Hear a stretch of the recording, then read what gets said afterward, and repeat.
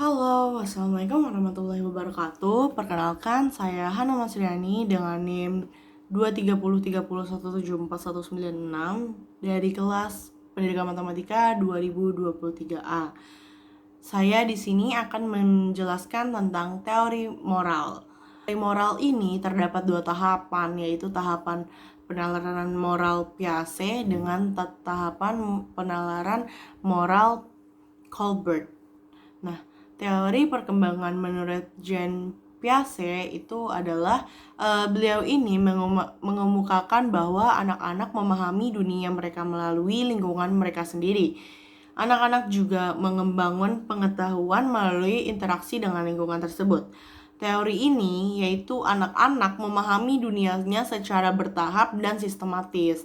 Nah, di tahapan penalaran moral Piaget itu terdapat moralitas heteronom. Nah, moralitas heteronom ini yang berarti tunduk pada aturan yang diberlakukan oleh orang lain.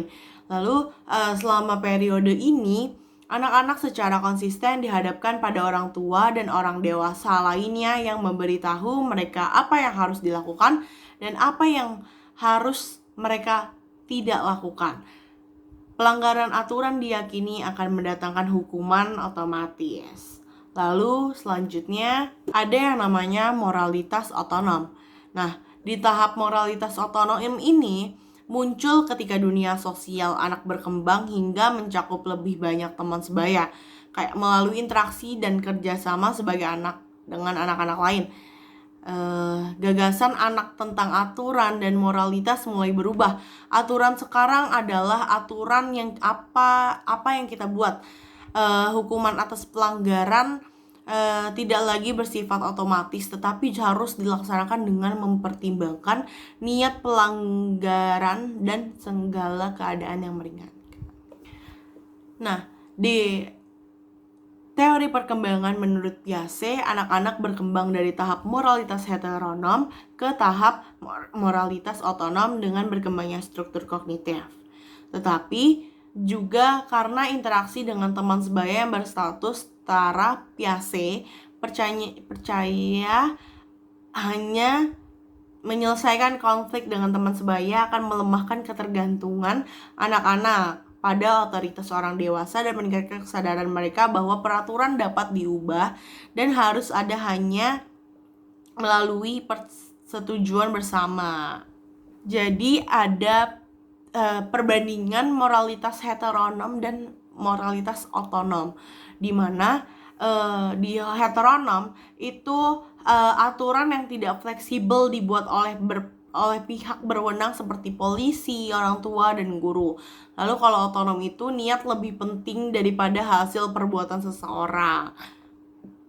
Lalu kalau heteronom itu dia aturannya itu bersifat permanen, tidak berubah dan harus dipatuhi. Sedangkan kalau otonom itu kayak hal yang kayak kita bisa melanggar aturan tersebut dan hal itu kayak wajar gitu. Lalu kalau heteronom itu dia lebih ke egosentrisme di masa anak-anak, kayak menyebabkan anak-anak percaya bahwa orang lain memandang ide-ide mereka hanya untuk mengikuti aturan dengan cara yang sama seperti mereka. Sedangkan kalau moralitas otonom itu, orang itu memandang apa yang benar secara berbeda gitu. Apakah itu benar ataukah itu salah gitu. Tapi kalau heteronom itu hukumannya itu bergantung pada seberapa kita melakukan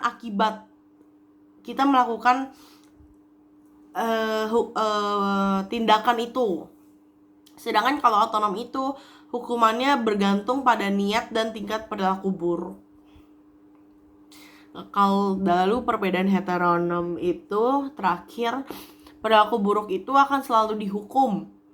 Kayak misalkan anak melakukan sesuatu yang buruk, lalu anak terjatuh dan lutut anak terluka.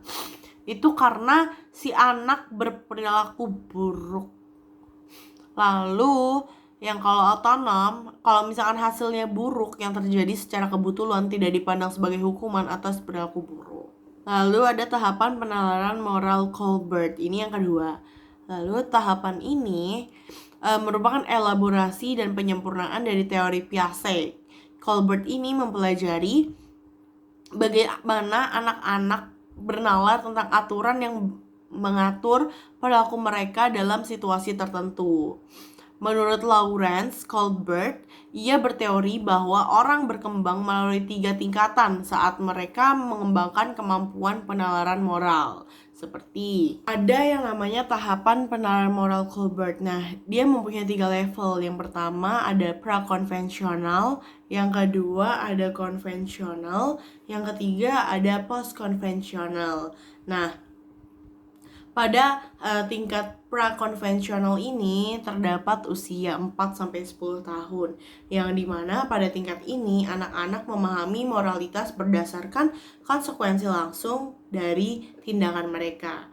Lalu di tingkat prakonvensional ini ada tahap 1 dan tahap 2. Tahap 1 ini adalah tahap orientasi hukuman dan kepatuhan, seperti anak menghindari hukuman dan taat pada otoritas. Yang kedua kayak tindakan dinilai berdasarkan konsekuensi fisiknya, bukan niat dibaliknya. Lalu di tahap kedua ini dinamakan orientasi relativis instrumental, dimana contohnya anak mulai memahami bahwa ada lebih dari satu sudut pandang dalam situasi moral. Tindakan dianggap benar jika menguntungkan diri sendiri atau memenuhi kebutuhan pribadi. Lanjut ke tingkat konvensional, di mana tingkat konvensional ini pada usia 10-13 tahun. Lalu pada tingkat ini individu mulai mempertimbangkan harapan masyarakat dan peran sosial. Di tingkat konvensional ini terdapat tahap 3 dan tahap 4. Tahap 3 ini adalah orientasi anak baik, di mana perilaku moral dinilai berdasarkan kesesuaiannya dengan harapan orang lain. Lalu individu berusaha menjadi anak baik atau orang baik di mata orang. Lanjut, di tahap keempat ini ada yang namanya orientasi hukum dan ketertiban. Nah, di tahap keempat ini moralitas dipahami dalam konteks sistem sosial yang lebih luas. Lalu di tahap keempat, individu ini menekankan pentingnya mematuhi hukuman dan memenuhi kewajiban sosial.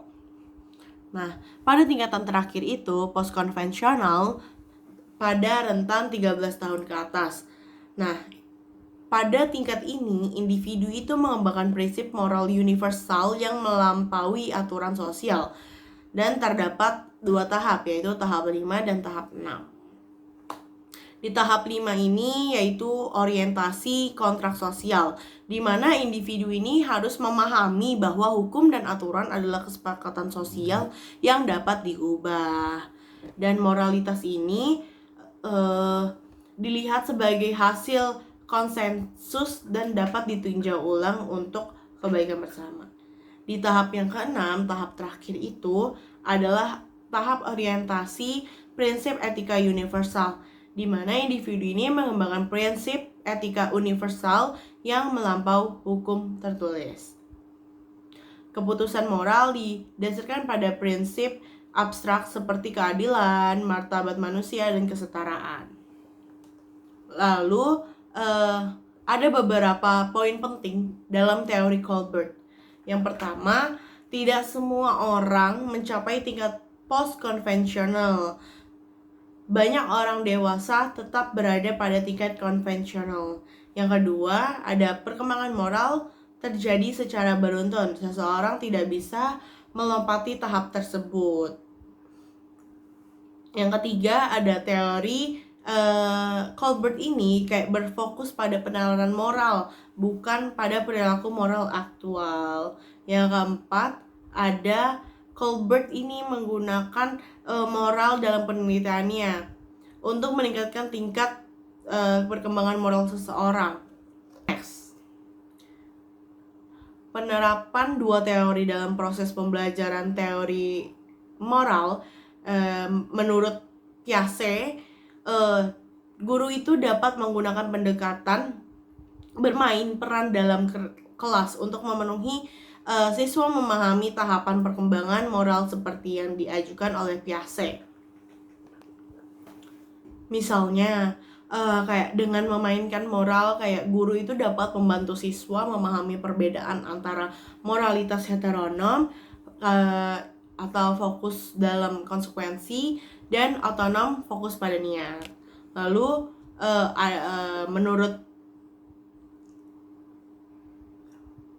Colbert, guru itu dapat menyajikan dilema moral seperti yang digunakan oleh Colbert untuk membantu siswa memahami tahapan perkembangan moral mereka. Kayak seperti menggunakan cerita dilema moral Haynes, guru ini dapat mengajukan pertanyaan yang memancing pemikiran kritis dan memahami perspektif siswa terhadap keadilan. Sekian materi yang bisa saya sampaikan. Kurangnya mohon maaf.